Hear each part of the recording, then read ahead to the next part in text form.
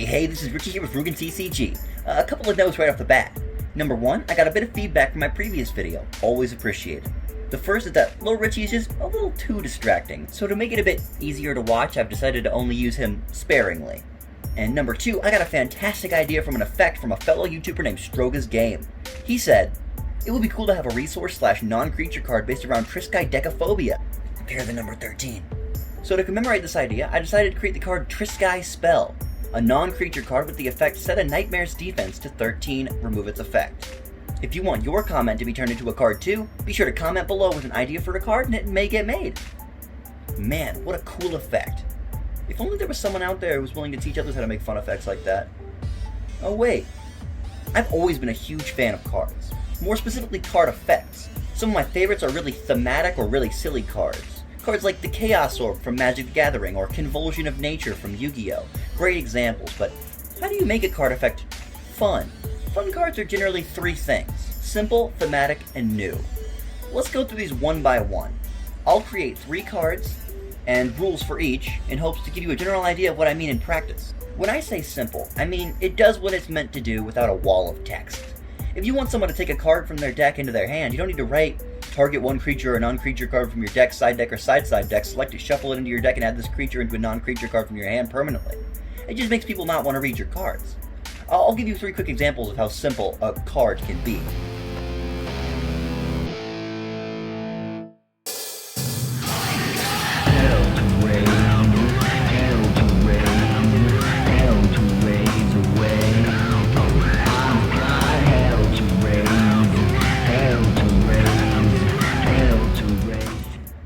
Alrighty, let's briefly go over the cards that I've created. The first I have here is an Assassin. It's a common card with 4 attack, 1 health, not the greatest stats. With the effect, select 1 card on the field. This card deals double its attack to it. Very simple effect with a very interesting effect on the board. That's effect versus affect. You would clearly use this in a situation where you were trying to get rid of one particularly large minion that your opponent had. Although adding attack buffs to this minion is actually a great strategy which can even lead to destroying win conditions. Very simple card with a very important effect. The second, and one that definitely needs to exist for one of your games, is hard removal. When I say hard removal, what I simply mean is an ability that takes something away permanently, to make sure that there's always a direct counter for something that your opponent may have. There's no unwinnable situations for you on your side of the field. This card is called Deconstruct. It's a common non-creature card with the effect remove a non-creature card from play. So say your opponent has Steinholtz's Castle on their side of the field, and they're using it to their advantage, but it's making it so that you are really struggling to keep things on the board. Using Deconstruct on their Steinholtz's Castle would be a great way to bring back the board in your favor. Moving swiftly forward, we have the Lightning Rod, which is a 0/2, perhaps the worst stats I've created so far. A common with the effect, after draw, reveal your top card. If it's a non-creature card, play it. This means that you can play up to 3 cards with Lightning Rod every single turn. That's very good if you're able to keep it alive. Now, I specifically chose this effect because the text itself is very simple, but the effect is rather complicated. This was simply to show that you can specify while also keeping things very simple. Very simple effects make it a bit more ambiguous as to the specific ruling, so be sure when you are writing to stay consistent with your terms. Say you call it a graveyard or maybe a discard pile. Be sure that you keep that wording specifically for every card. If you make a deck a scroll, it has to stay that way. A great example would be Chaos Galaxy calls the deck a galaxy. That's neither here nor there. Also, word of advice, don't stress out about making anything too short or too long. It's only creating consistent problems during playtesting. All you gotta do is just add 1 or 2 words. Generally try to keep your cards' effects at 10 to 30 words, but you can't do worse than Yu-Gi-Oh! Theming might seem strange. It might seem odd, especially coming from the creator of one of the most random TCGs out there, but the important thing is to make the effect in some way match the art, name, or stats. Many call it flavor or backstory, but I call it theming. Here, let me give you 3 quick examples. Go to hell. I hope I'm remembered well. I've got hell to raise, hell to raise, hell to raise away. so unstable. The stains alone from invasion. I take control and I'm bracing, although my home has been raided. Alright, just finishing up now, let me go ahead and showcase what I've created for you today. So here we have the card Wild Rocket Rider. It is a 3 attack, 3 defense minion, common, with the effect, anytime this attacks, it also targets the enemy directly. Because the rocket itself has no control, so it would launch directly through its opponent into whoever was behind it, that being your opponent. Very simple theming, very clean, definitely a card that you would see in a deck that was trying to rush somebody's health down. Moving directly forward. Next up we have our first rare card of the game, that is Bully Hunter, with 2 attack and 7 health, very good stats, with the effect, can only attack creatures with less attack than this creature. Now you might be asking, why would Bully Hunter only attack things with less attack than it? Doesn't that just make it a bad card? Well, think of the theming. You see, a bully would only attack people who were weaker than them, which is why the attack of this is so low, to insinuate that the bully itself isn't strong, but it is someone who would terrorize people who are weaker, say a 1/1 token or a 2/2 token. And finally, we have our first rare non-creature card of the game. Its name is Trapped Room, with the effect, place on the side of the field.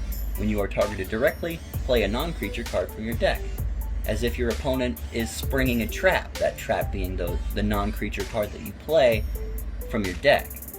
Very simple theming. This one kind of takes a little bit of imagination, but I like to think that it makes for an interesting card effect that you would definitely see play in an effect deck.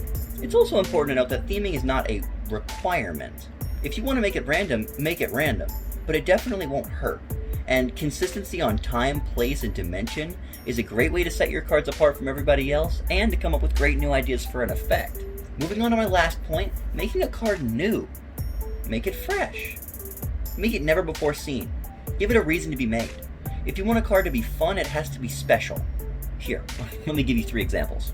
Controlling, I'm bracing, although my home has been raided. I'm armed for Armageddon, getting hell on earth. So my vengeance to set the record straight is well deserved. See, I'm a Marine already. And last but not least, I've finally finished my last 3 cards. Let's go over them quickly in a little bit of detail. This is Fading Mirage. It is a common with 0/4 stats, which is very bad. With the effect, give your opponent a copy of this as well. That seems like a pretty interesting effect to me. Now you might be wondering why you would ever want to play this in your deck. Well, it's simple. It's to give your opponent a creature that you can take out with absolutely no worries, so it can trigger effects for when attacking, or it can just take up one of the 10 slots that your opponent has to place minions. Very simple card with a very interesting effect. I'd say this is a prime example of a very special card. Moving directly forward to Quadratomaton, it's a rare card with 1 attack and 4 health, not very good stats, but a very interesting effect, which is this may attack 4 times each turn. So it wouldn't be able to directly go through a minion that had 4 health because it would also perish. However, if you were to give it a stat boost, it would gain a ×4 for any attack stat boost. It doesn't have very much health though, so keeping it alive and on the board for that wouldn't be too easy. Thus, it's not a very powerful card in the first place. And finally, last but not least, we have Boomerang Blade. Deal 2 damage to a creature. Next turn, deal 2 damage to it again. As if it's a boomerang going forward and coming back. Another great example of theming, and a great example of a card that is practical while also special. This card can trigger on damage effects, say for example Nikto, guaranteed to have at least 2 people, or perhaps Sage Knight, dealing damage to him, giving him extra attack just in case you need it. I think that you get the gist by now. And now, to summarize. Making cards special is not an easy task. This is perhaps the reason why most card games feel very ununique, is because coming up with new ideas for effects for every single card is next to impossible. Most people only do it for rares, epics, legendaries, mythicals. Now, I don't really have those in my game. I really only have rares and legendaries. But I can understand that making a common feel unspecial just seems kind of like the normal. I don't feel that way personally, but I can see why one might. However, if you want to make your game stand out, Giving your player a reason to play it is a great way to do that.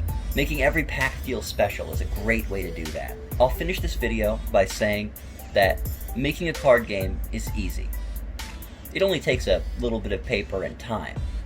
Making a fun card game is the difficult part, and that is the challenge that's been set before us. Thank you so much for watching. If you like content like Rougen TCG, be sure to like, comment, and subscribe. I'd also love it if you could recommend it to a friend. I don't really have any social media to link, so I'll just leave it at that. Again, huge thank you to Stroga's Game for coming up with the idea for Triskai's spell. Leave a comment below telling me your favorite of these 9 cards, and if this video was very helpful. Thank you so much.